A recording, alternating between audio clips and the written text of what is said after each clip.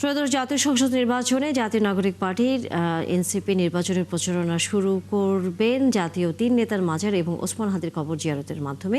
সেই বিষয়ে খবর নিয়ে আমাদের সহকর্মী রাশেদ আনিস যুক্ত হয়েছেন এই মুহূর্তে আমাদের সাথে। রাশেদ, এনসিপি নির্বাচনের প্রচারণার খবর জানতে চাই আপনার কাছে।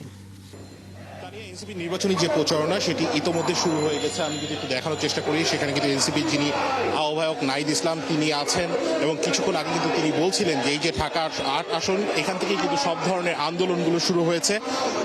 মুক্তিযুদ্ধ থেকে শুরু করে যে কোনো আন্দোলন, ভাষা আন্দোলন, এই ঢাকা ৮ আসন থেকেই কিন্তু তারা তাদের আনুষ্ঠানিক যেই যাত্রা সেটি শুরু করেছেন এই প্রচারণার।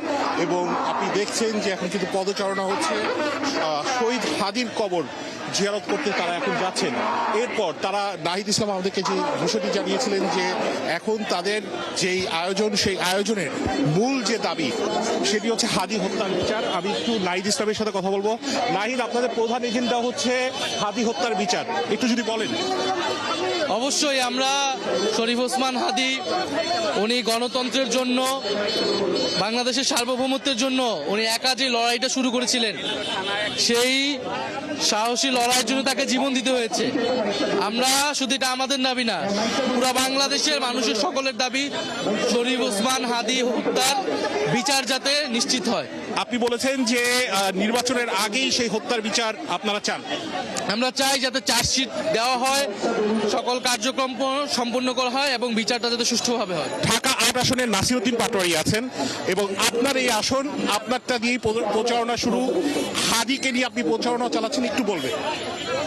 আমাদের প্রথম এজেন্ডা হলো শহীদ ওসমান হাদি ভাইয়ের বিচারটা যাতে আমরা সম্পন্ন করতে পারি, কারণ আমি মনে করি এটা আমার দায়িত্বের জায়গা, যাতে হলো ঢাকা ৮-এ আর কাউকে এভাবে খুন না করা হয়।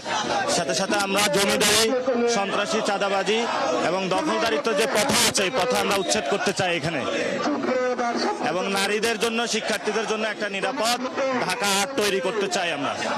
শুনছিলেন, আমি আসলে এনসিপি যারা নেতারা রয়েছে তা নিয়ে তাদের সাথে কথা বলছিলাম। মূলত তারা যেটি করছেন, অল্প কিছুক্ষণ পর মার্চ ফর জাস্টিস নামে একটি পদযাত্রা, শহীদ হাদির যে কবর রয়েছে ঢাকা বিশ্ববিদ্যালয়ে, যাত্রা শুরু করে তারা মতিঝিল পর্যন্ত যাবেন এবং এরপর কিন্তু ধন্যবাদ রাশেদ আনিস। ফিরবো আমরা পরবর্তীতে।